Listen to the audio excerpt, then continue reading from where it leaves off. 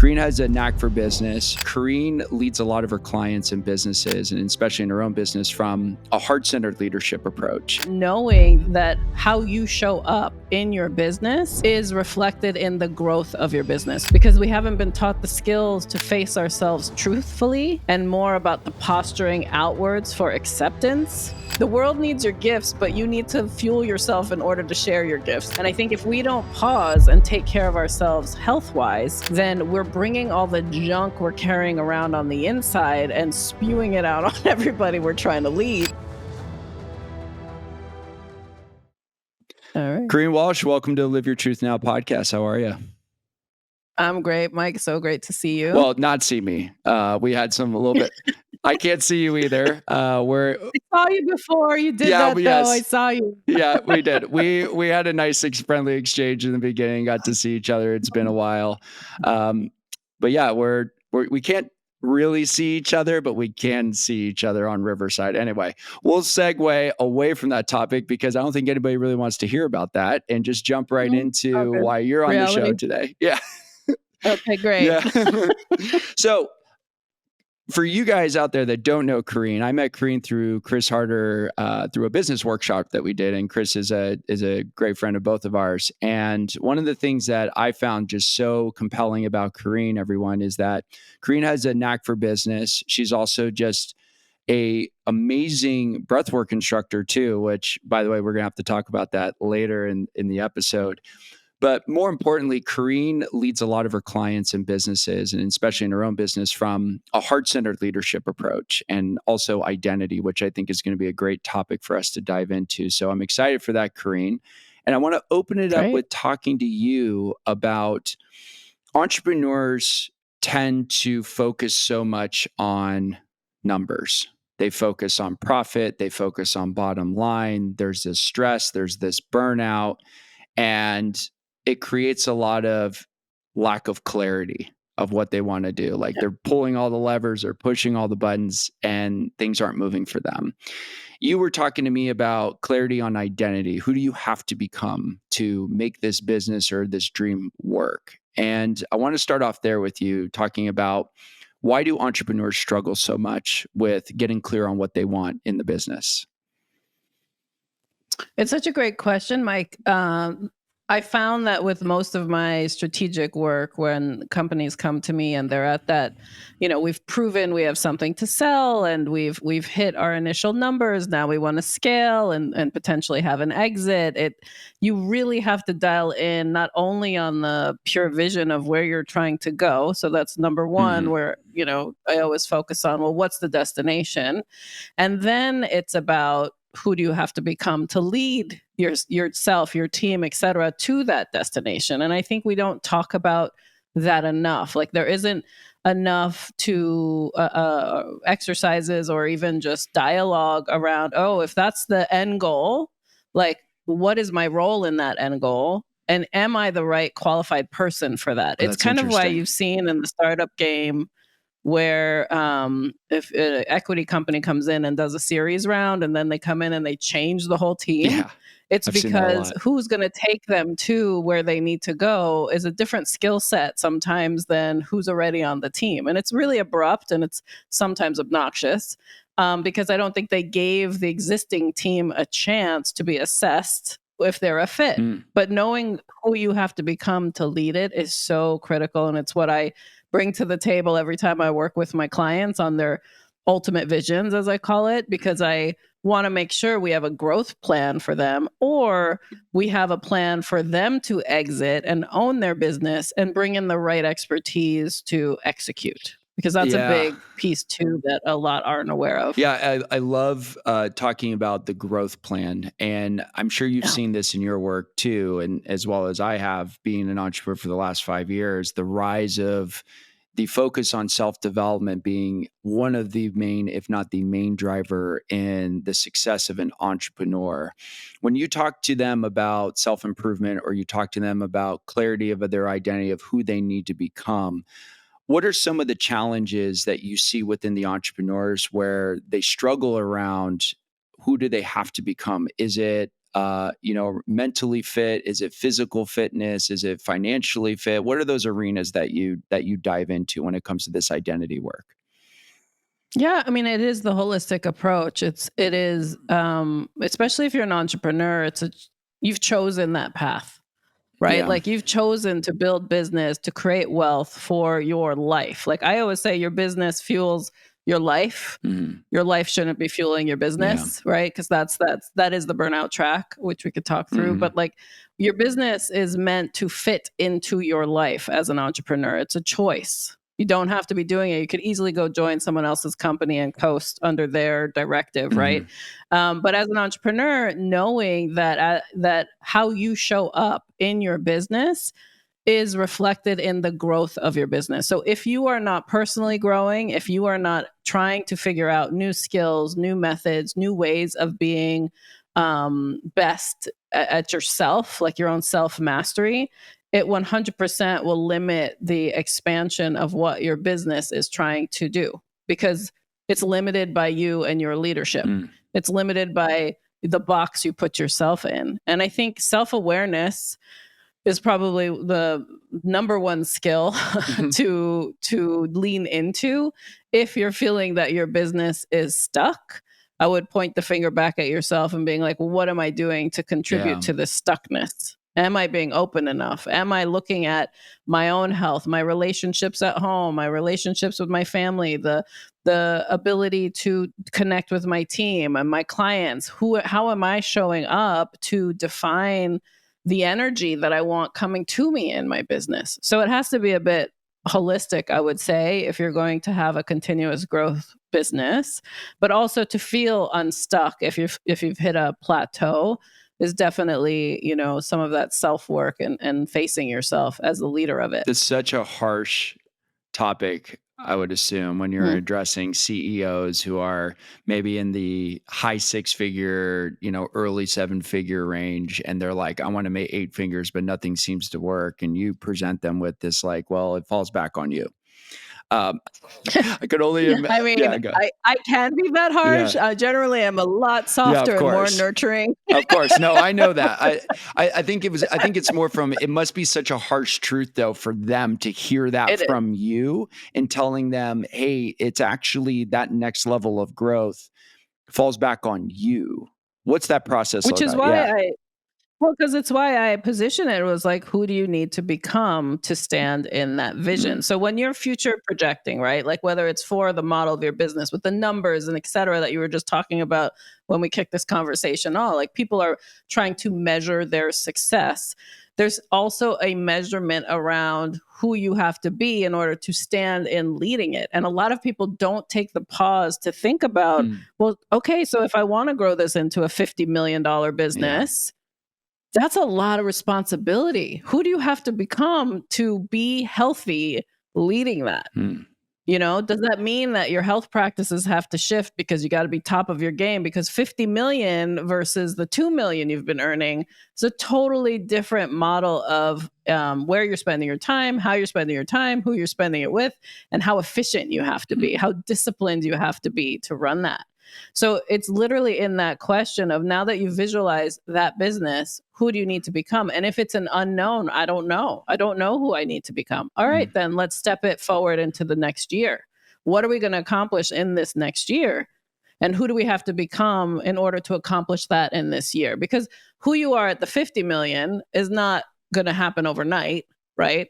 So it's a matter of knowing that there are steps to take it. So what's the 2024 vision? mm. Right? Who do we need to become by the end of this year so we're building the foundational block to grow into that ultimate Yeah, I vision? love that. I think is the most valuable way to ask the question. And then as someone who is very behavioral focused and skill based focused, and someone who creates a space where you literally can dialogue with me about anything, because my goal is to be the conduit for you to get to where you're trying to go.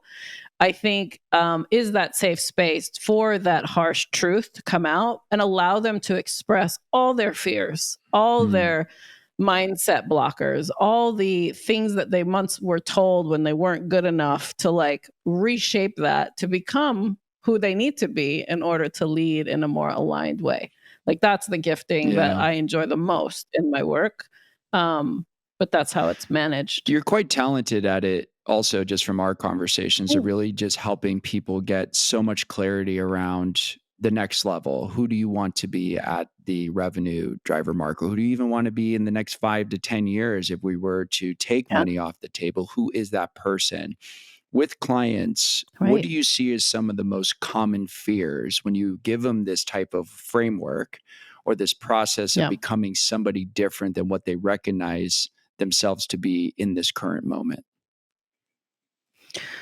Well, a lot of it is mindset. The beliefs about themselves or the beliefs of what's possible, I think, is probably where we have the most breakthroughs. There are these moments of, well, the why questions, like why are you telling yourself that story? Like, where did you learn that story? And how has it helped you and how has it held you back is a really great way to identify, does it serve you going forward? Because it got you to where you are, and it is very valuable to create the success you have today. It's not in a space of like, it didn't matter. It's a space of, does that still serve you going forward? And I think that is the essence of continuous growth that I like to sit in, because I'm always, whenever I'm triggered, whenever I'm in a confrontation, whenever there's a moment of, do I really want that? Like, why do I want that? When did that story come up? And is that what I really want to manifest in my life? Like I'm that self-reflective almost on a daily basis, because that's the MO that I like to be present with.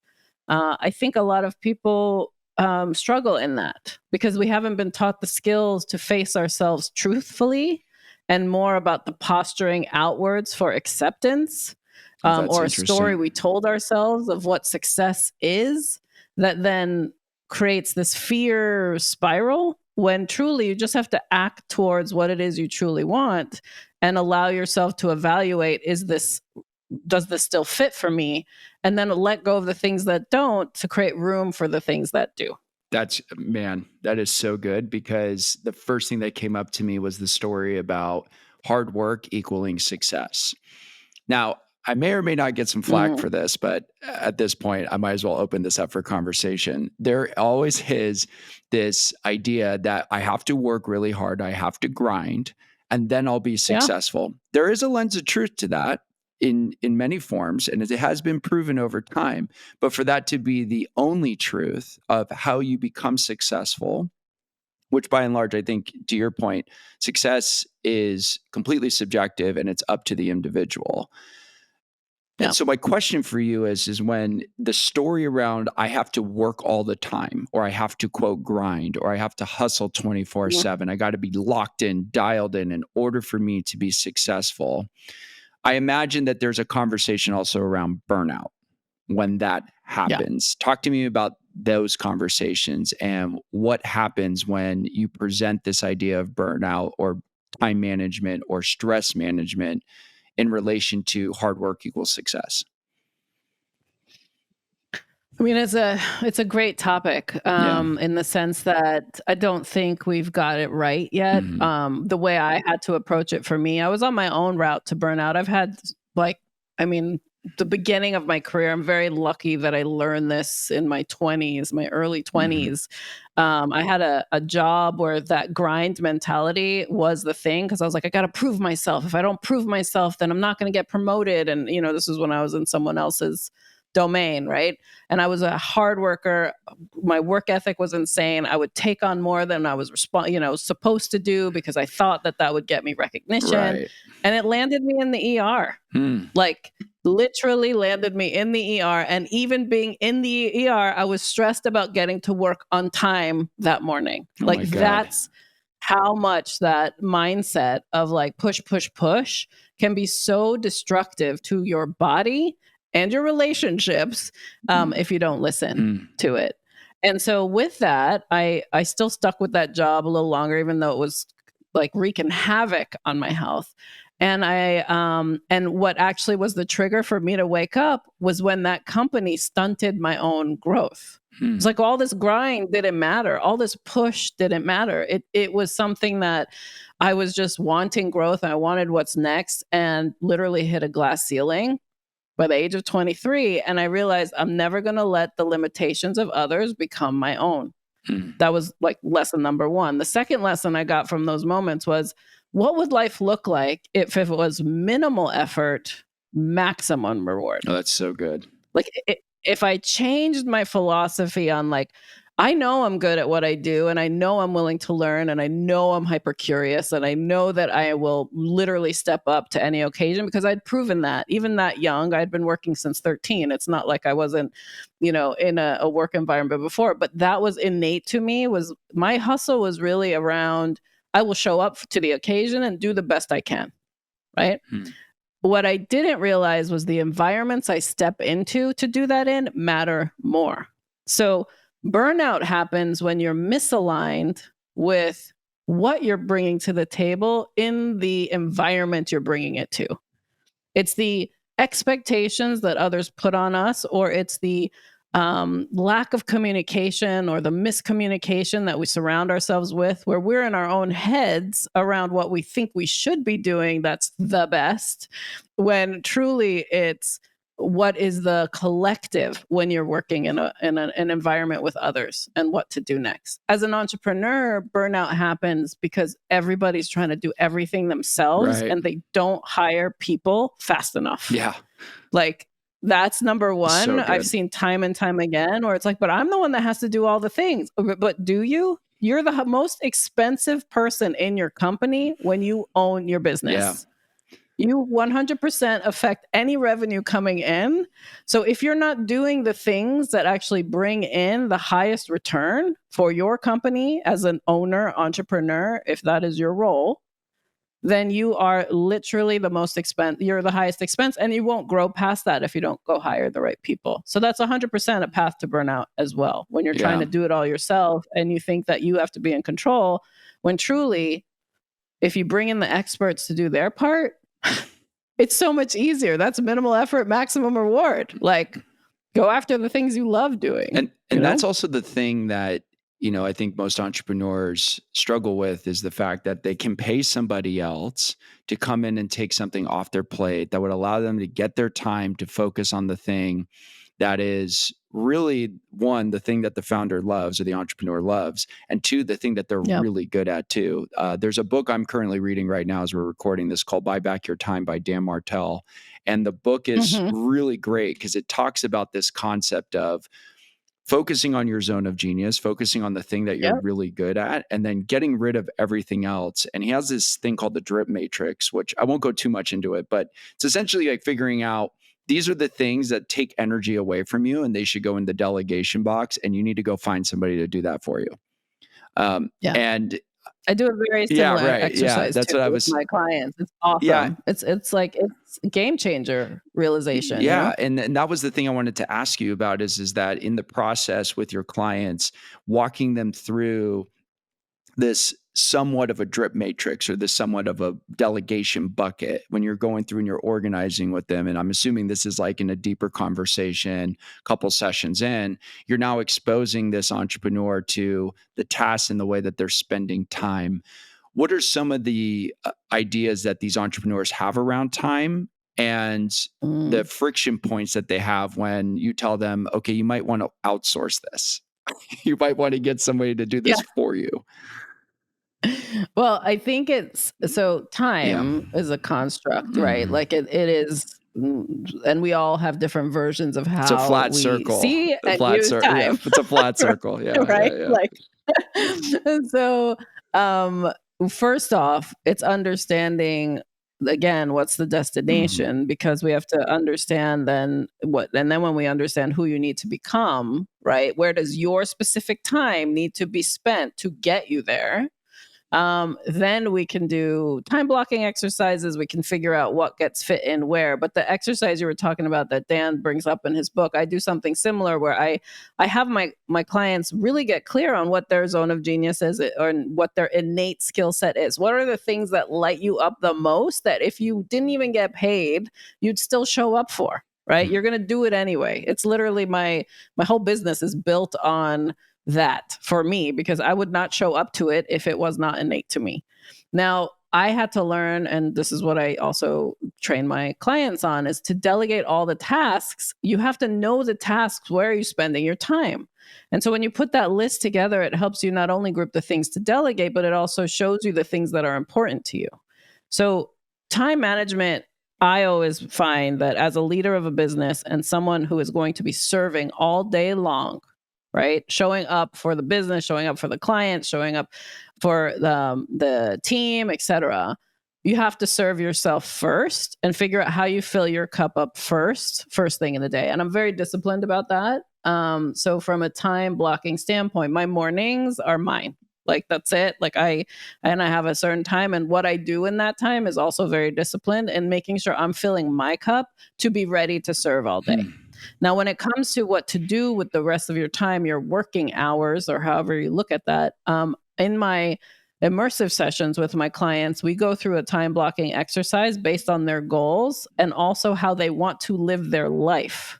Because when I do vision work with my clients, it's not, like I said, just about business. It's about, well, how's this business serving your life? Because all the things have to show up on your calendar and show up in some nice, clean time block so that everything fits in. And if you're not conscious of your actions, of how you spend your time, then you are living an unconscious life, right? And those unconscious decisions are then impacting the results you get from how you spend your time.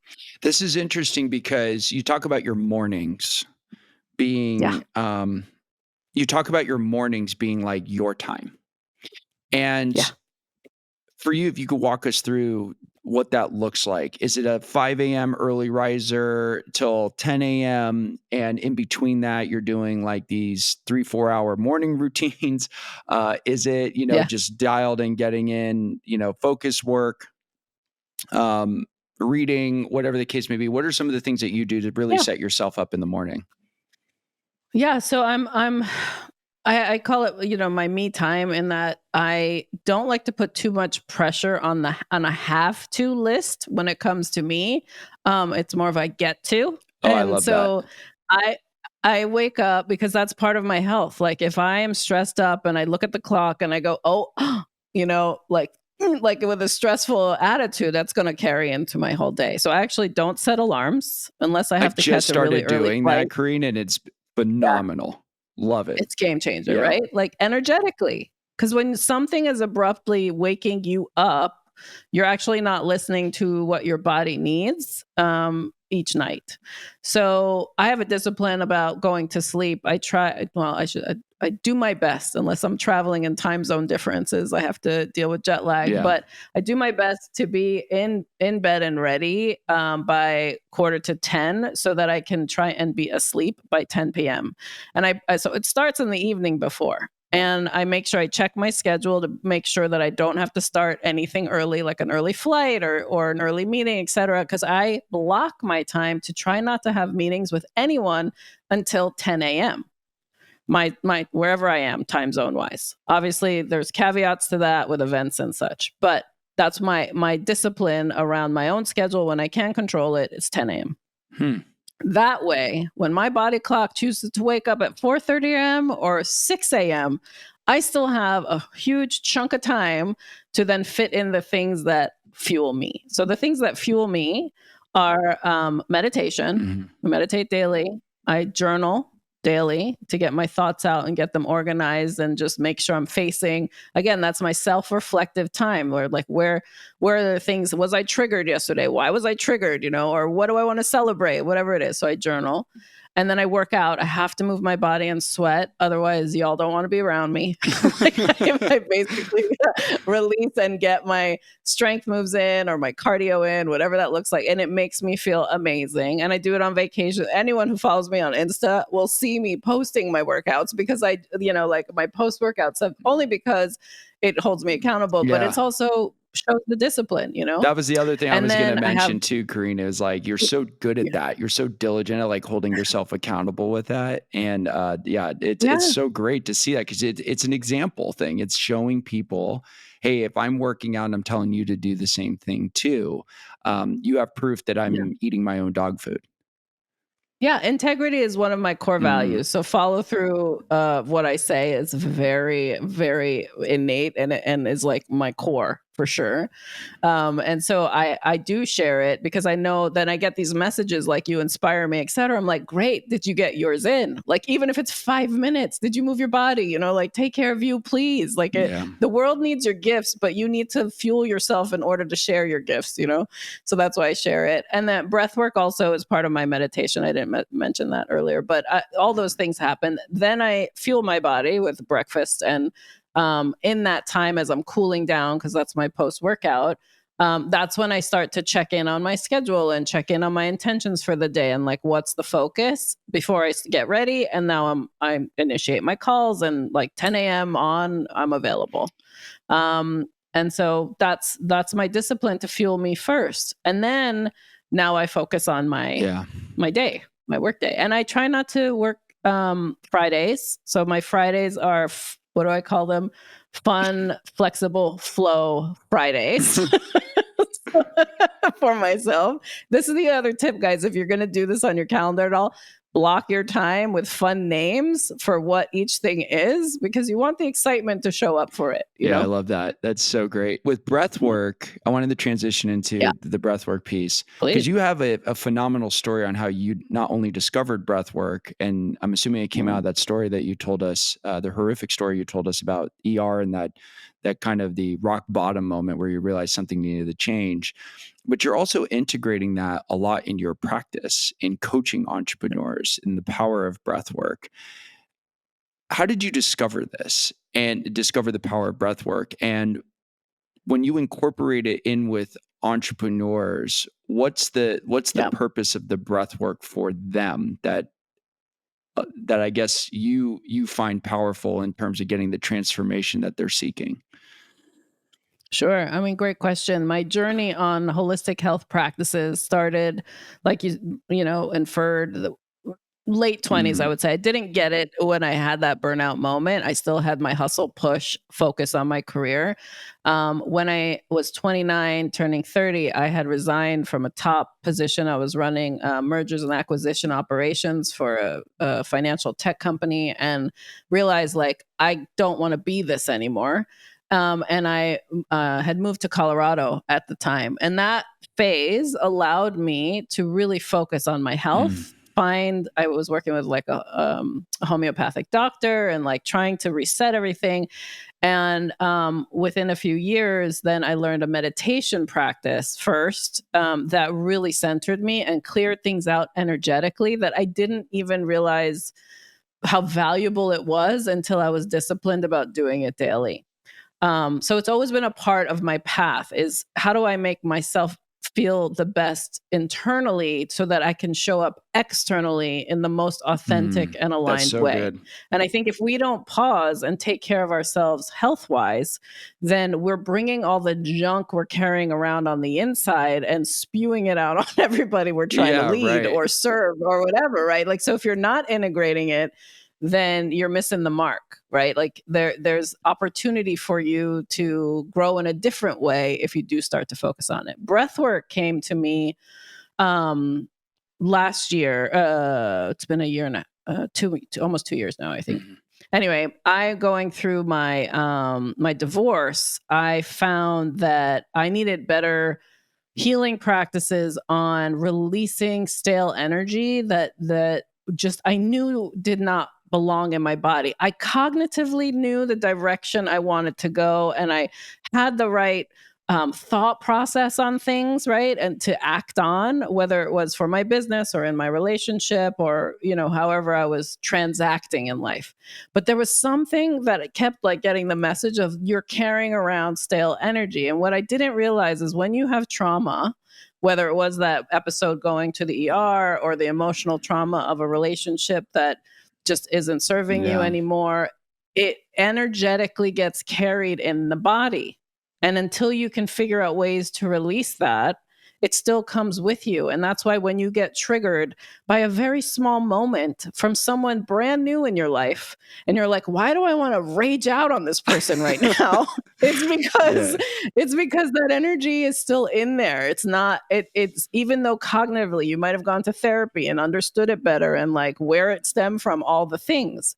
Breath work was the first exposure I had to a true energy release that helped me feel even more present than meditation had ever done for me before. And took me to a new level of how to be more present, but also how to understand myself better. And that's why I went and got certified in it, because I felt like as someone who, and that I tend to do that, like if I really like something, I like to learn how to then teach it, or share it or hold space, for other people, because we need more healers in the world right now. It's a very destructive place. I also feel like because we don't really breed healthy leadership, I feel like these practices help us get to the root of who we are today versus the stories of things that may have happened to us in the past. But most of all, heal our body to sustain the greatness that we are meant for. Like if we don't take care of ourselves health-wise and we don't do this type of energetic work, I guarantee you're carrying something around that you're feeling an ache or a pain in your body and you're not sure where that came from and why you hurt there is because it is energetically straining you. There's something there that needs to be released. And that was the gift of breath work that did for me, that now I hold space for others and do for them. And I love breath work, and not as consistent as I would like to be. And one of the things that I did find when I was practicing breath work consistently was the allowance for me to be okay with what I was feeling, but not to let that be the thing that guides me in my decision making or how I look or treat people. And so I think it's important. I think it's important for everyone listening to acknowledge that it's okay for you to have the feelings that you have. And it is just recommended or suggested from my perspective. I'd love to hear your thoughts on this too, Kareen, as we come into the final turn of the episode, that it's okay for you to feel what you're feeling, but highly recommended that you don't allow that to guide the decisions in your business, to let that impact the way that you talk to people or let people talk to you. The letting go process of the emotions that you're having, and being okay and just feeling it is, to me, is something that I don't think a lot of people are doing for themselves. They kind of vilify emotions, especially like the air quotes, the negative feelings, the anger, the sadness. And so it's just important, I think, in my opinion, that, feel what you feel, but do not let that be the thing that drives your decision-making in the business or even drives your decision-making in how you're interacting with people on a day-to-day basis. I mean, I think your feelings do matter. I think how you articulate them is the skill to learn.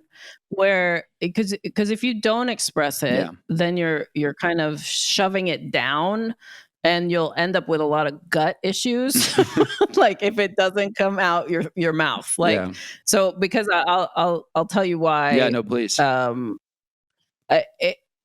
was raised with a swallow it term when we had emotion.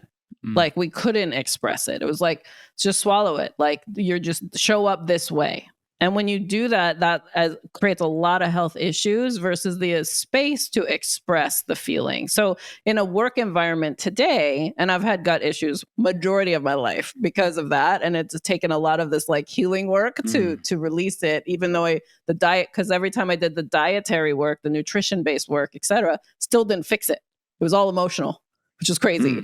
But when you realize that, knowing that as a leader now, I have to actually trust my feelings and say, either take a time out in a business transaction to be like, you know what, I need to go digest my feelings and I need to figure out the best way to respond to you that's the healthiest for this situation. So again, it's about articulating your needs in that moment to best the situation, to align the right relationship avenue for whatever is going on. So I do think a lot of entrepreneurs are feeling a lot, and leading from those feelings is okay. It's just a matter of also asking yourself, is this the right way for me to lead for where I'm trying to go? And if I need an outlet, if it's better for me to go talk to someone, if it's better for me to go journal it first, if it's better for me to take a pause and really get clear on what my response could be for this moment, those are the skills I think we need to hone in on to move forward a little bit easier. The articulation of feelings is really important too, and I love what you said there, and contributing to the because they do matter. You felt it; it matters. Yeah, you know. Yeah, and it's it's and again, like with my own personal experience, because you were sharing yours, I have found that when I didn't give myself permission to feel, the kind of the shove it down or just like swallow it or don't say anything, and it's very prevalent in military culture too, where I spent my 18 to 22, 23 years old, getting deployed. It was like your emotions will get in the way of you making the right decision. And that was because your life is at stake in that scenario. Exactly. But they don't tell you how to turn it off. Right. But they don't tell you how to turn it off. So I spent a lot of my late 20s and all of my 30s trying to figure out how to feel again, and as opposed to not feeling again. Numbing yourself. Right. But I love what you said about the articulation of the feeling and being okay with the feeling and how it serves you. And I think that was just so powerful for me and such a great way for us to go into this last question that I would love to end with you on today, is what are some things, or what is a piece of advice, I should say, that you would give to an entrepreneur about how they take care of themselves in order for them to achieve the success that they want in their business? What's a piece of advice that you would give to them?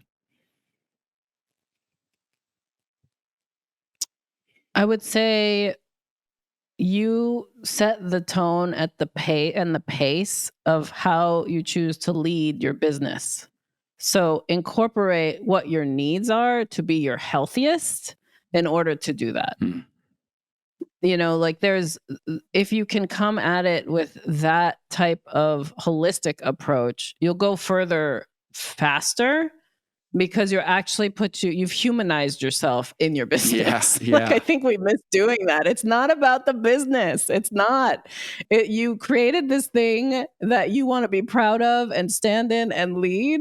So I would say, humanize it, put yourself in it in a way that makes sense. And if it's not a fit, figure out your exit strategy, whether that means replacing yourself so you go do something that is a fit, or selling it or letting it go, because we're so here on such a limited time.